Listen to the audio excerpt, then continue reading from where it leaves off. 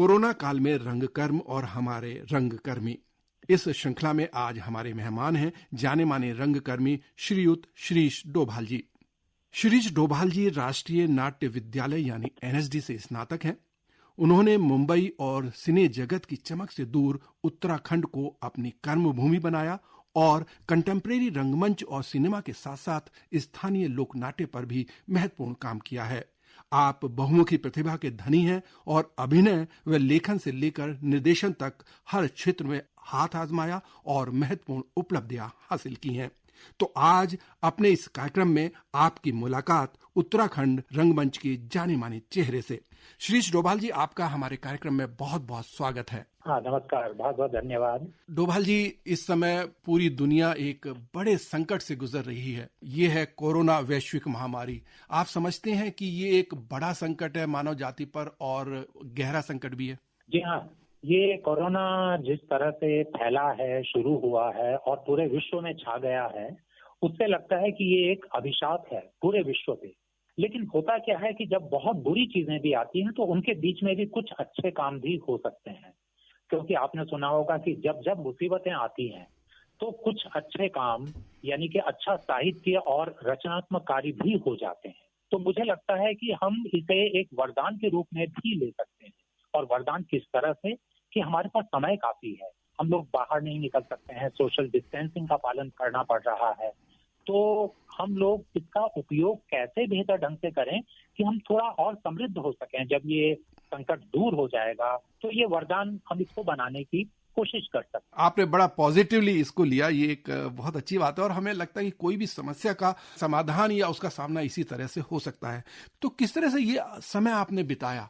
देखिए, जब शुरुआत हुई थी तो मैं बैंगलोर से लौट रहा था और 4-5 दिन के लिए रुका था भोपाल में। तो भोपाल में रुका तो 2-3 दिन के अंदर ये शुरू हो गया। मतलब पहले एक कर्फ्यू हुआ, जनता कर्फ्यू, और अगले दिन से लॉकडाउन शुरू, फिर पहला, दूसरा और तीसरा। तो ये लगा कि क्या किया जाए। तो मैं अपने मौसी जी और मौसा जी के पास था वहाँ, वो प्रोफेसर हैं एनआईटी में, सीनियर मोस्ट। तो उनके पास ये सुविधा थी, मतलब कई ऐसे मतलब उनके पास सोर्सेज थे ओटीटी वाले जिनमें से वो फिल्में देख सकते थे। तो उसकी बहुत सारी फिल्में हमने बैठ के साथ साथ देखी। मैं वहाँ 75 डेज रहा तो मैंने मोर देन 75 फिल्म और कुछ अच्छे सीरियल जो विदेशी भी थे वो भी देखे और मेरा ज्ञानवर्धन बहुत अच्छे ढंग से हुआ। उसके अलावा मुझे 2-3 वेबिनार्स का भी ऑफर मिला। आने के बाद मैंने कुछ इंटरव्यूज वगैरह दिए हैं जो काफी लोगों ने देखे भी। तो ये तो उपयोग की बात है, लेकिन प्रैक्टिकल वर्क थिएटर का करना बहुत मुश्किल है। क्योंकि एक बात मैं आपको बड़ी रोचक बताऊं, कोरोना से और ये जो कोविड-19 की जो स्थिति चल रही है, इमरजेंसी जैसे भी बुरी स्थिति है, उसमें 2 लोगों को विशेष रूप से नुकसान हुआ। एक तो चोरों जेबकतरों को और दूसरा जो वर्ग है वो है रंगकर्मियों। क्योंकि देखिए, चोर जो है वो तभी चोरी करते हैं जब घर में कोई ना हो, सारे लोग घर में बैठे हैं। और जेब कतरे जो है, सोशल डिस्टेंसिंग तो बहुत ही मतलब स्ट्रिक्टली पालन किया जा रहा है, तो भीड़ में जेब कतरों का काम होता है। तो जो मुसीबत चोरों और जेब कतरों के साथ है वही हम रंगकर्मियों के साथ हो गई है। हम ग्रुप में काम करते हैं और ग्रुप का काम अलाउड ही नहीं है, संभव ही नहीं है। तो ये जो मुसीबत है रंगकर्मियों और चोरों पे सबसे ज्यादा आई है। जी, आपने ये बड़ी रोचक ढंग से ये बात आपने की। तो इस दौरान रंगकर्म की स्थिति को कैसे आप देखते हैं? ये समझिए कि फरवरी मार्च के बाद रंगकर्मियों ने बहुत सारे तरीके ढूंढ निकाले। वो तरीके कौन से थे? सबसे पहले तो मैं बताऊं कि वेबिनार बहुत सारे हुए हैं। हर प्रदेश की बात कर रहा हूँ, साउथ इंडियन जो स्टेट्स हैं उनकी भी बात कर रहा हूँ और जो नॉर्थ के हिंदी स्पीकिंग स्टेट्स हैं या वेस्ट बंगाल है या आसाम है, ये सभी स्टेट्स अपने अपने ढंग से काम कर रहे हैं और वेबिनार्स लगातार कर रहे हैं। इंस्टीट्यूट्स भी कर रहे हैं, यूनिवर्सिटीज और कॉलेजेस भी कर रहे हैं और नाट्य की संस्थाएं भी कर रही हैं। हमारे हिंदी में ही इतने सारे लोग हैं, एक नाम मैं जरूर लेना चाहूंगा, वो है ग्वालियर का मेरा मंच नाम से एक संस्था है। वो 200 से ऊपर वेबिनार कर चुके हैं और काफी एक्सपर्ट्स को, वरिष्ठ रंगकर्मियों को उन्होंने बुलाया है। मुझे भी मई में 2 बार 1.5 घंटा 2 घंटा देने का मतलब ऑफर था, लेकिन वो पॉसिबल नहीं हो पाया नेटवर्क की वजह से। दूसरी बात क्या है कि नेशनल स्कूल ऑफ ड्रामा ने भी वेबिनार शुरू किए और उनके वेबिनार बहुत ही सिस्टमेटिक थे। उन्होंने अपने जो प्रोफेसर थे और कुछ बाहर के जो एनएसजी से रिलेटेड एक्सपर्ट्स थे, उनको भी बुला के उन्होंने लेक्चर्स दिलवाए, जो कि बहुत ही सिस्टमेटिक और बहुत ही अच्छे थे, मतलब बाकायदा नोट्स लेने लायक थे। और उसके अलावा कई लेखक आते थे, नाट्य लेखक, कुछ निर्देशक आते थे, डिजाइनर्स आते थे, तो अलग अलग क्षेत्र के जो एक्सपर्ट्स थे वो इन्होंने रंगमंच पे बुलाए थे। अब मैं आपको दूसरी बात बताऊं कि कई संस्थाओं ने अपने जो अच्छे नाटक थे उनकी वीडियो रिकॉर्डिंग करके उसको अपलोड किया, तो वो भी देखने की सुविधा थी। एनएसडी के एक गोविंद यादव जी हैं, उन्होंने कई नाटक अपने दिए हैं और नाटकों की लिस्ट दी है, और वो नाटक भी पूरी की पूरी कंप्लीट स्क्रिप्ट उन्होंने अपलोड करके कि जो भी चाहे वो इन नाटकों की जो उपलब्ध स्क्रिप्ट हैं हिंदी में वो उन्होंने उपलब्ध कराई हैं। तो अलग अलग रंगकर्मी अपने अपने ढंग से काम करते रहे हैं। तीसरी बात, कई लोगों ने सोलो वाले कंपटीशन भी किए और अपने अपने सोलो तैयार करके या छोटी पात्र वाले, कम पात्र वाले कई नाटकों को अपने साधनों से, मतलब छोटे कैमरे से या अपने मोबाइल से ही करके यूट्यूब में कोई चैनल बना के उसमें अपलोड किया। तो ये सारे के सारे काम जो मैं अभी तक पिछले इतने 6 महीनों में देखता रहा हूँ, ये बहुत ही प्रशंसनीय कार्य थे। लेकिन इसमें एक प्रॉब्लम थी, वो ये था कि वेबिनार देखने या सुनने में, जो अभी वेबिनार हुए हैं, वीडियो रिकॉर्डिंग अपने ग्रुप ने अपने अपने नाटकों की अपलोड की है और कुछ लोगों ने सोलो परफॉर्मेंस भी करके दिए हैं जो काफी प्रशंसनीय भी थे। लेकिन उनके साथ थोड़ी सी एक दिक्कत रही है, वेबिनार या तो लाइव आप देख रहे हो या लिंक द्वारा बाद में कभी भी देख रहे हो, कितने दिनों बाद भी किसी भी समय में, तो उसमें क्या होता है कि बहुत कम रंगकर्मी रुचि ले रहे थे या प्रतिभागी उसमें बन रहे थे। तो एक ये प्रॉब्लम हुई है। दूसरा क्या है कि सोलो या जो बड़े नाटक की रिकॉर्डिंग दी है लोगों ने, अपनी संस्थाओं ने या व्यक्तिगत लोगों ने, उसमें टेक्निकल सुविधा न हो पाने के कारण वो यूट्यूब में और दूसरे चैनल जो कि मोबाइल में आसानी से उपलब्ध हैं, उनके मुकाबले जो प्रोग्राम उसमें हमें देखने को मिलते हैं उनसे मुकाबला करने लायक वो चीजें नहीं थी। तो क्या हुआ कि जो दर्शक हम अपेक्षा कर रहे थे उसका मुश्किल से 20% उसको देख पाता था या अप्रिशिएट कर पाता था, काफी पब्लिसिटी कर देने के बावजूद। उसके अलावा क्या था कि कुछ प्रयास तो जरूर हुए, लेकिन प्रस्तुतकर्ता संस्थाएं और प्रस्तुतकर्ता रंगकर्मी जो थे उन्होंने ये प्रयास करना धीरे धीरे कम कर दिया। और कुछ दर्शकों ने भी सोचा कि भाई उतना स्टैंडर्ड का या अच्छी क्वालिटी का तो हो नहीं रहा है, तो इसको अव्यावहारिक मान के या गुणवत्ताहीन मान के बहुत सारे लोगों ने इससे मुंह फेर लिया। तो वो थोड़ा सा एक नेगेटिव एस्पेक्ट इसमें रहा है। लेकिन फिर भी कई संस्थाएं आज भी काम कर रही हैं और कुछ दर्शकों की प्रतिभागिता लगातार हो रही है। अब जो प्रश्न आता है, अब क्या किया जाए और क्या व्यावहारिक होगा जो उपयोगी भी हो, लाभदायक भी हो और ज्ञानवर्धक भी हो। और जब तक ये सामान्य स्थिति आती है तो हम अपने इस समय का सदुपयोग, जो कि हम घर में बैठ के या सोशल डिस्टेंसिंग बनाए रखते हुए हम इसका उपयोग कैसे कर सकते हैं। तो मेरा ये कहना है कि अधिकतर नाट्य संस्थाएं और उनके रंगकर्मी अध्ययन नहीं कर पाते। जो थिएटर करने के लिए लगातार हमें जरूरत होती है सामूहिक विचार विमर्श, जैसे ग्रुप डिस्कशन, समालोचना यानी कि रिव्यूज, क्रिटिसिज्म और एनालिसिस यानी विश्लेषण हम लोग नहीं करते हैं। और ये परंपरा बहुत सारी संस्थाओं में होती ही नहीं। इसे या तो गैर जरूरी, अनावश्यक मान लिया जाता है और उसका परिणाम क्या होता है कि क्वालिटी का काम न हो पाना, युवा और यहाँ तक कि वरिष्ठ कलाकारों का भी जो एक कलात्मक विकास होना चाहिए लगातार, वो अपेक्षा के अनुरूप नहीं हो पाता है।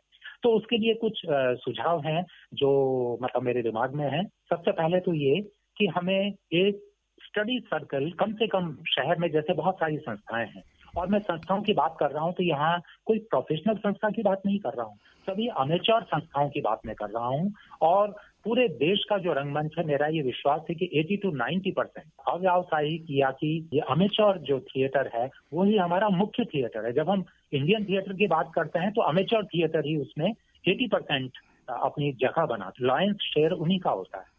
तो मेरा ये सुझाव है कि जो भी अव्यावसायिक हमारे ग्रुप्स हैं उसमें हर शहर में, जो कि बड़ा शहर है खासतौर से, जहाँ पे कि कई ग्रुप होते हैं थिएटर के, उनको सब संस्थाओं को मिलकर आपस में सहयोग करते हुए स्टडी सर्कल्स हमें बनाने चाहिए, जो कि रंगमंच के समग्र विकास के लिए, बेहतर समझ के लिए, बेहतर प्रोडक्शन क्वालिटी के लिए मिलके काम करें, विचार विमर्श करें और जो उपलब्ध एक्सपर्ट्स हैं, विशेषज्ञ हैं, वरिष्ठ रंगकर्मी हैं, उनको विविध विषयों पर यानी डिफरेंट टॉपिक्स पर तैयारी करके बोलने के लिए आमंत्रित करें।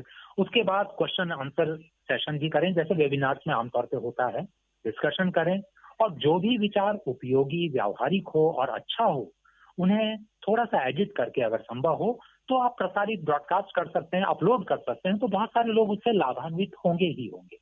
अब दूसरी बात होती है कि नाटकों का पाठ, सामूहिक विमर्श और विश्लेषण हम लोग करें। अगर अलग अलग ग्रुप हैं और छोटे छोटे ग्रुप साथ मिलकर काम नहीं कर सकते हैं तो कम से कम नाटकों का पाठ तो हम कर सकते हैं, सोशल डिस्टेंसिंग बनाए रखते हुए एक जगह बैठ के, क्योंकि अब स्वागत योग्य है सरकार का ये निर्णय कि ओपन में हम लोग कर सकते हैं, ताकि कुछ तो शुरुआत हो। जहाँ सारी शांति है, जहाँ कोई दिक्कतें नहीं है, वहां तो कम से कम काम चलना चाहिए। तो नाटकों का पाठ, सामूहिक विमर्श और उसका एनालिसिस, विश्लेषण हम लोग करें। नाटकों की स्क्रिप्ट की कमी, हमेशा ये शिकायत की जाती है कि स्क्रिप्ट की कमी होती है। तो अगर स्क्रिप्ट की कमी आपको महसूस होती है और उपलब्ध नहीं है तो कई सोर्सेज हैं जिनसे वो मिल सकती हैं, लेकिन आपको अगर विदेशी और अन्य भाषाओं के नाटक भी मिलते हैं तो उनका हिंदी, अंग्रेजी में जो भी उपलब्ध हो उन्हें अनुवाद करें, उनका पाठ करें और लोगों को बताएं, पढ़ने के लिए दें, समझाएं और उसके बाद आगे के लिए अपनी तैयारी करें जब स्थितियां सामान्य हो जाएंगी और कोरोना पूरी तरह से समाप्त हो जाएगा। अच्छा, इसके साथ ही मैं एक पॉइंट और बताना चाहूंगा आपको, वो ये है कि कहानियों का रंगमंच सबसे अच्छा यानी कि सर्वश्रेष्ठ विकल्प है हमारे सामने। संसार की प्रमुख भाषाओं का सर्वश्रेष्ठ साहित्य हिंदी या अंग्रेजी में यहाँ भारत में हमारे पास भी उपलब्ध है। उसे सामूहिक रूप से पढ़ा जा सकता है या हम एक काम कर सकते हैं कि संडे को या किसी भी एक दिन, हफ्ते में, 15 दिन में, 10 दिन में 15 या 10 लोग या 20 लोग मिलके एक अच्छी कहानी को संक्षेप में बताएं जो उन्होंने पढ़ी है और उसके मंचन की क्या संभावनाएं हैं, उस पे डिस्कस करें, विचार विमर्श करें कि उससे हमें बहुत बड़ा एक संसार मिल जाएगा। जो हमारा रोना है कि स्क्रिप्ट उपलब्ध नहीं है, अगर है तो हमारे पास नहीं है, तो आप कहानियां पढ़ें और उनमें से चुनें। और दूसरी बात क्या है कि इनको अगर हम संक्षेप में बातचीत करेंगे और वो करेंगे तो बहुत सारी अच्छे नाटक हमारे सामने निकल आएंगे। और एक पॉइंट मैं और बताना चाहूंगा कि कहानियों को हम एज इट इज भी प्रेजेंट कर सकते हैं या उसका नाट्य रूपांतर करके उसको प्रस्तुत कर सकते हैं, तो हमारे पास ऑप्शन रहेगा। एक एडिशनल खिड़की और दरवाजे हमारे लिए खुल जाएंगे कहानियों के रंगमंच के साथ। पर मेरा एक सुझाव और भी है, एक्टिंग सबसे महत्वपूर्ण अंग हो जाता है स्क्रिप्ट के बाद। तो एक्टिंग के लिए हम लोग खासतौर से अमेच्योर रंगकर्मी जो हैं वो बहुत कंफ्यूजन में रहते हैं कि हम क्या करें, किससे सीखें। तो वो जिनसे सीखते हैं या जिन डायरेक्टर्स के साथ काम करते हैं, लगता है कि वो भी उतने परफेक्ट नहीं है कि नए नए लोगों को वो बहुत अच्छी तरह ट्रेन कर सकें, भले ही वो स्वयं कितने भी अच्छे एक्टर क्यों ना। तो उसके लिए हमें अभिनय के लिए एक स्ट्रेटेजी या एक रणनीति बनानी चाहिए। जो भी ऑर्गेनाइजर्स हैं, जो सीनियर लोग हैं, वो एक काम अवश्य करें कि अच्छी फिल्में देखकर उन पर विमर्श करें, उनको एनालाइज करें, डिस्कस करें और कुछ जो पुरानी ग्रेट क्लासिक्स हैं, ग्रेट मास्टर्स की फिल्में, उनको देखें। क्योंकि हमारे ज्यादातर जो थिएटर वाले लोग हैं उन्होंने अच्छा सिनेमा नहीं देखा है, या देखा है तो जो नए आने वाले लोग हैं उनको एक्सपोजर नहीं मिला है। तो हमें अच्छी फिल्में सिलेक्शन करें और उनको कम से कम 2 बार तो देखें और तब डिस्कशन करें, और एक बार साथ भी देखें और उसके जो छोटे छोटे अंश हैं उनको बार बार देख के उनको डिस्कस करें, उसको एनालाइज करें। उसके अतिरिक्त शॉर्ट फिक्शन फिल्म्स भी हैं जो अवार्डेड हैं, उन्हें देखें और उसको एनालाइज करें। और उसके अतिरिक्त क्या है, अभिनय के कुछ अंश फिल्मों से लेकर उन्हें स्टडी करें। यूट्यूब में कई महान अभिनेताओं के या अभिनेत्रियों के कुछ महत्वपूर्ण अंश, क्लिपिंग्स भी आपको तैयार मिलते हैं। जैसे मैंने ही अभी कुछ दिन पहले देखा था मेरिल स्ट्रीप को, तो मुझे लगा कि ये तो ट्रेनिंग के लिए बहुत अच्छा है। मेरिल स्ट्रीप से लेके और जो बड़े बड़े जो मतलब टॉप के जो एक्टर्स हुए हैं तैयार कर सकते हैं एक छोटा सा प्रेजेंटेशन, आधा घंटे का, 10 मिनट का, एक एक एक्टर का। जो हमारे यहाँ के बेस्ट एक्टर हैं उनके कुछ पोर्शंस हम ले सकते हैं, एडिट करके उनको दिखा सकते हैं और उस पर डिस्कस कर सकते हैं। तो हमारे लिए सबसे अच्छी बात होगी कि हम एक्टिंग को सीखेंगे, क्योंकि कोई बड़ा एक्सपर्ट आएगा एनएसडी से या किसी बड़े इंस्टीट्यूट से, वो तो संभव हमेशा नहीं हो पाता है, लेकिन फिल्में तो हम देख सकते हैं।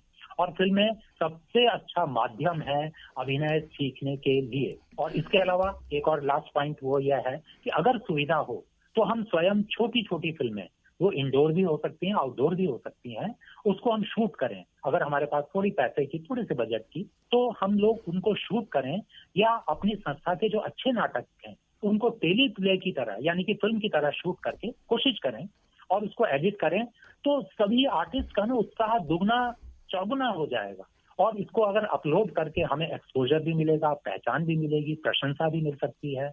लेकिन ये सिस्टमेटिक काम और गुणवत्ता का आग्रह हमारा होना चाहिए, तभी जाके हम कुछ अच्छा काम कर पाएंगे। वरना जहां हम हैं उससे आगे हम नहीं बढ़ेंगे और कोरोना काल को हम अभिशाप ही मानते रहेंगे। इसका जो वरदान वाला जो पक्ष है उसका हम सदुपयोग नहीं कर पाएंगे। जी, आपने बताया कि 80% जो है वो शौकिया रंगमंच से आता है, लेकिन उस रंगमंच से जो जुड़े हुए लोग हैं उनमें से बहुत सारे लोग ऐसे हैं जो इससे संबंधित गतिविधियों से, मान लीजिए सिनेमा से या टेलीविजन से या एड फिल्मों से जुड़े हुए हैं। वो लोग अपनी इनकम के लिए उसी पर डिपेंडेंट थे और इस बीच में एक बड़ा संकट आया कि सब कुछ बंद हो गया। तो निश्चित रूप से बहुत सारे लोगों की जो रंगमंच से जुड़े हैं, भले ही वो शौकिया भी जुड़े हुए हों, उनके ऊपर संकट आया। तो ये जो संकट था, इसके लिए कुछ किया जाना चाहिए था सरकार की तरफ से, और आपकी क्या उम्मीदें थी, और अगर नहीं किया गया अभी तक तो क्या किया जाना चाहिए सरकार की तरफ से या नहीं? देखिए, हम हर चीज में सरकार की तरफ नहीं देख सकते। रंगकर्मियों के लिए कोई उपाय बताएं, या खासतौर से जो शौकिया रंगकर्मी हैं उनके लिए कुछ उपाय बताएं, तो वो मुझे नहीं लगता है कि वो प्रैक्टिकल या संभव हो पाएगा। तो वो तो कुछ भी नहीं हो सकता है और हम सरकार से बहुत ज्यादा उम्मीद नहीं कर सकते हैं। केवल इतना कर सकते हैं कि जो स्टेट के कल्चर डिपार्टमेंट्स हैं, जैसे कहा है कि भाई ओपन जो मंच हैं उनमें काम कर सकते हैं, तो उसमें वो इनवाइट कर लें कि आप कहाँ करेंगे, कैसे करेंगे, हम आपको इतनी मिनिमम सुविधाएं या इतना बजट 2000-5000 के करीब हम देंगे एक शो करने का। इतनी वो मदद तो जरूर कर सकते हैं। देहरादून जैसे शहर में कल्चर डिपार्टमेंट है, संस्कृति विभाग और ये टूरिज्म दोनों एक साथ ही हैं उनके, तो ये सारे काम किए तो जा सकते हैं। लेकिन जो काम करते थे छोटी फिल्मों में या मतलब लो बजट सिनेमा जो है, उनके लिए प्रैक्टिकली पॉसिबल ही नहीं है। मतलब कुछ भी हम तरीका निकालें, वो इंडिविजुअल को ही काम करना पड़ेगा। अगर मैं एक छोटा फिल्म मेकर हूं तो मुझे अपने ढंग से नेटवर्किंग करके बजट जुटाना होगा और काम करना होगा, क्योंकि काम करने के लिए सुविधाएं भी हैं और कलाकार भी उपलब्ध हैं और बहुत कम पैसे में उपलब्ध हैं। श्री जी, आपने एक तो ये बताया कि बहुत सारे नए तरीके रंगमंच ने इस दौरान ढूंढ लिए, उन्होंने अपने को एक्सप्रेस करने के लिए, अपने को अभिव्यक्त करने के लिए। दूसरे, आपने बहुत सारे सुझाव खुद अपनी तरफ से दिए जो बहुत ही महत्वपूर्ण सुझाव थे। मैं अब ये जानना चाहता हूं कि हमारा कोरोना के बाद का जो समय होगा उसमें जो रंगमंच अब हमें दिखाई देगा वो बिल्कुल पहले जैसा होगा या उसमें कुछ बदलाव होंगे, और वो बदलाव किस तरह के होंगे? मुझे लगता है कि जब इस तरह के संकट काल से हम गुजरते हैं, जैसे सेकेंड वर्ल्ड वॉर जब हुआ था, इससे पहले जो सबसे भयानक था, मतलब वैश्विक जो संकट था, वो था सेकेंड वर्ल्ड वॉर, जो कि 1939 से लेके 45 तक चला था। तो उस दौरान और उसके बाद भी बहुत अच्छा साहित्य लिखा गया, बहुत अच्छी फिल्में बनी हैं, उस दौरान भी बनती रही थी जहां जहां सुविधा थी। लेकिन उसके बाद जो काम होता है वो ज्यादा उत्साह के साथ होता है और हम एक बार फिर से स्वतंत्र होकर काम करने लगते हैं। मतलब स्थितियों से, जो विकट परिस्थितियां होती हैं उनसे स्वतंत्र होकर जब काम होता है तो ज्यादा एनर्जी और ज्यादा उत्साह के साथ होता है, तो निश्चित ही वो बेहतर काम तो होगा ही, इसमें कोई संदेह नहीं है। अपनी बात समाप्त करने से पहले मैं एक सवाल आपसे और पूछना चाहता हूं। आपने ये कहा कि जब भी कोई संकट आता है उसके बाद एक बढ़िया साहित्य रचा जाता है, और आपने ये उम्मीद जताई है कि जब भी ये कोरोना काल समाप्त होगा तो कुछ बढ़िया नाटक लिखे जाएंगे। एक सुझाव ये दिया है कि कहानी का मंचन होना चाहिए। मैं ये जानना चाहता हूं कि क्या हिंदी में अब नाटक उतने नहीं लिखे जा रहे हैं या उतने अच्छे नाटक नहीं आ रहे हैं? ग्रीश कर्नाड या फिर बादल सरकार के बाद, या स्वदेश दीपक ने कोर्ट मार्शल वगैरह किया, उसके बाद कोई ऐसा बड़े नाटक नहीं आए। क्या आपको ये लगता है कि हिंदी में अब उस तरह के नाटक नहीं लिखे जा रहे हैं? मैं अगर कहूं कि अच्छे नाटक नहीं आए हैं तो ये मेरी जानकारी अधूरी है। बहुत अच्छे अच्छे नाटक आए हैं, वो उस तरह से पब्लिसाइज नहीं हो पाए। आजकल जमाना देखिए ना, अगर इम्पोर्टेंट पर्सनालिटी की बात कहूं तो आप गिने चुने नाम लेंगे। अमिताभ बच्चन का फिल्मों में नाम लेंगे, उसके बाद क्रिकेट में नाम लेंगे तो आपको विराट कोहली या 2-4 नाम और ले लेंगे। तो आपको ना दी बेस्ट होना या बहुत वाइडली पब्लिसाइज्ड होना या उस लेवल पे आना जरूरी है। अब जैसे शीश डोभाल को लोग जानते थे 80s 90s में उत्तराखंड में या नॉर्दर्न इंडिया में, आज कोई भी नहीं जानता है। इसका कारण यह है कि अभी जमाना अलग तरह का है, अप्रोचेज और रणनीतियां अलग हो गई हैं अपने आप को प्रोजेक्ट करने की। तो वो जो प्रोजेक्ट करने का जो जल्दबाजी और वो है, उससे नुकसान भी होते हैं और कहीं ना कहीं किसी किसी को फायदा हो जाता है। अंत में हमारे जो युवा साथी हैं जो रंगकर्म से जुड़ना चाहते हैं, उनके लिए आपका कोई संदेश? जो जुड़ चुके हैं उनके लिए अलग संदेश होगा और जो जुड़ना चाहते हैं उनके लिए ये संदेश है कि उनमें ना एक गजब की भूख आक्रामक ढंग से होनी चाहिए कि हम इस चीज को हासिल करेंगे ही करेंगे। भले हमें प्रॉपर गाइडेंस ना मिले, प्रॉपर रिसोर्सेज ना मिले, प्रॉपर माहौल ना मिले, उसके बाद भी हम सीखेंगे। तो अगर आप में सीखने की लगन है तो आप जरूर सीखेंगे, भले ही आपने आज तक कोई नाटक देखा ही ना हो। नाटक क्या, आप फिल्मों में नेशनल इंटरनेशनल लेवल पे भी आप अपने आप को स्टैब्लिश कर सकते हैं, लेकिन आप में वो लगन और वो जो काम करने की, सिस्टमेटिक ढंग से काम करने की, वरना काम तो सभी कर रहे हैं। जब तक आप सिस्टमेटिक ढंग से डिसिप्लिन वे में काम नहीं करेंगे और पूरे जबरदस्त आक्रामक ढंग से, आक्रामक मतलब किसी को मारना पीटना नहीं है, लेकिन अपने लिए अंदर जो आक्रामकता उनकी सीखने के लिए वो लगन जब तक नहीं होगी, तब तक हम बेहतर लेवल से बेहतर स्थितियों में नहीं पहुंच पाएंगे।